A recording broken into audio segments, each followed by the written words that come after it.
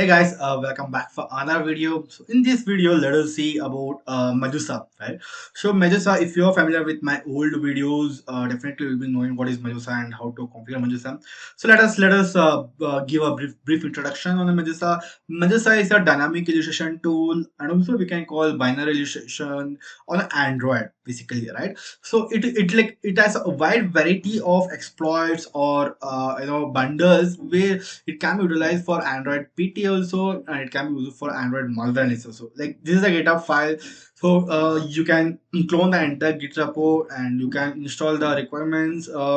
And you can directly run with the using of Python, right? Inside the Medusa, we have two amazing script, that is Medusa.py and Mango.py, where Medusa is directly to interact with the device and to get some dynamic like instrumentation details, or like how the class is getting invoking, or to invoke your own Medusa mods or any Frida scripts, like something like that, or something like to bypass the self pinning and to invoke some spyware activities or some backdoor activities, or to modify the debug modes, right? Where Mango is a tool that will help you to get some meta information and to modify some debug checks, and to get some content information, and to get some content and component information, and to know the overview structure of an APK, right?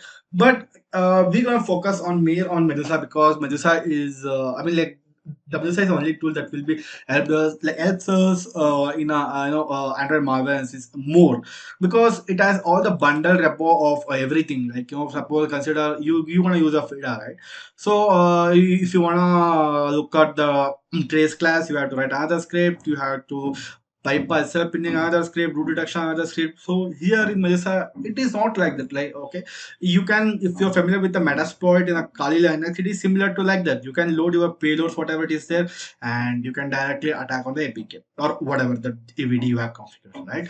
So I have already configured it, and if you want to see the requirements, so these are requirements for Medusa. So I have all the requirements installed. So let me run. So it's gonna ask which devices you wanna hook. So my device is 192.168, that one. So let me put two, and these all are the applications which are installed in my like in my emulator, right?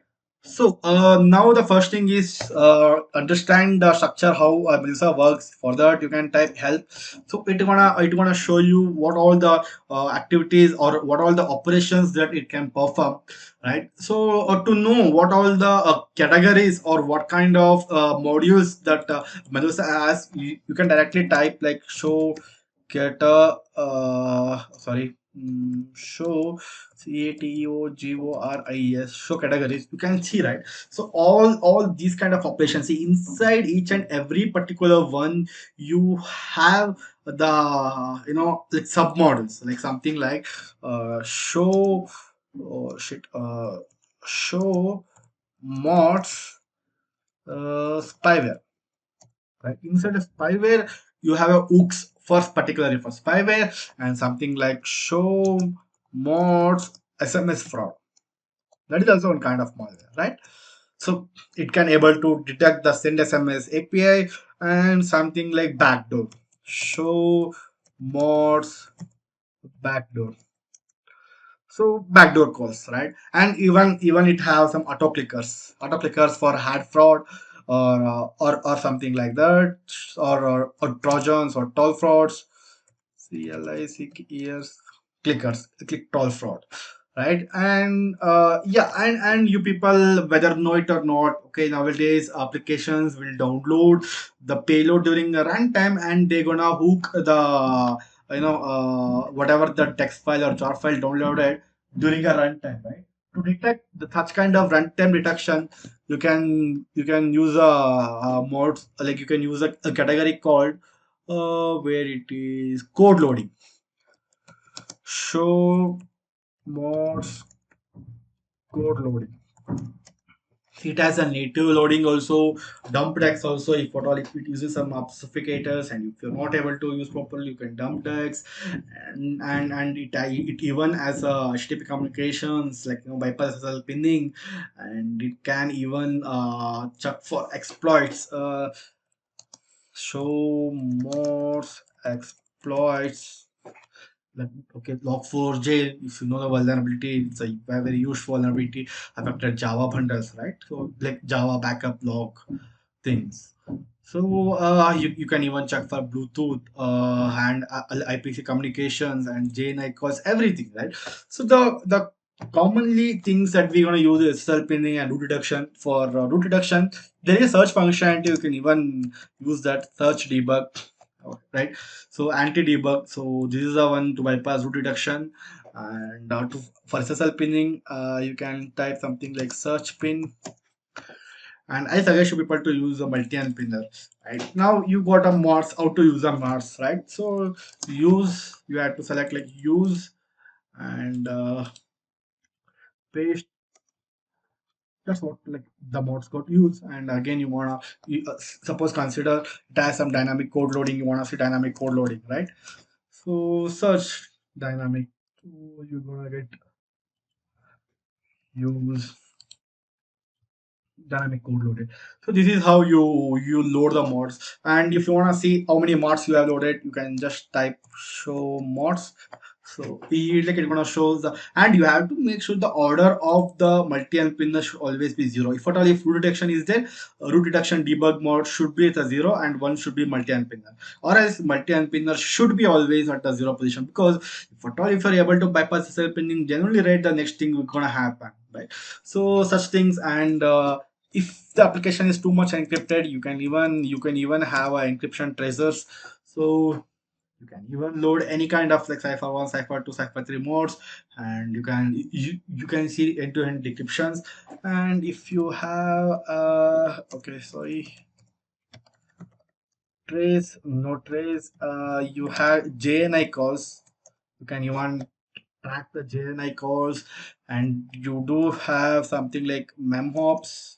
You have to specify the particular application, and you can try memhops also.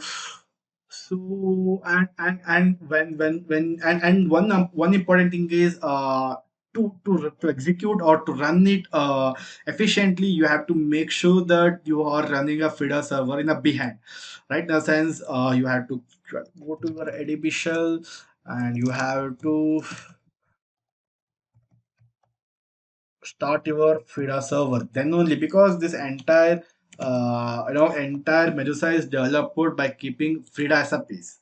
So make sure you people start the FIDA server before loading. So I suggest you guys to go check around all the categories and what kind of calls and what kind of Bluetooth, I mean like what kind of mods they are using and how to use that, right? So these topic what we got to, like, it is just to give you a overview about what are the tools. I know I haven't said everything in a deep depth, because see, whatever I'm going to tell in these tools, like from Pash, Peters, Virus Total, is already known for you guys, right? So just to brush up the things I'm just putting, right? If you guys really want some deep understanding about such topics, let us know. I don't mind to make another video on that. But I want you people to give some effort to your brain, so that you will never forget in the things, right? So try to go around and do the hands-on more on the tools, so that you will understand the complete thing. So don't worry, in a future video, I mean like in the next videos, we're gonna see how to use these tools with the examples. I'm gonna take some malwares like spyware, ransomware. I'm gonna show dynamic analysis and static analysis, how to find the malwares, how to analyze the malwares, and all. All right, guys. See you again in our next chapter. Bye bye. Take care.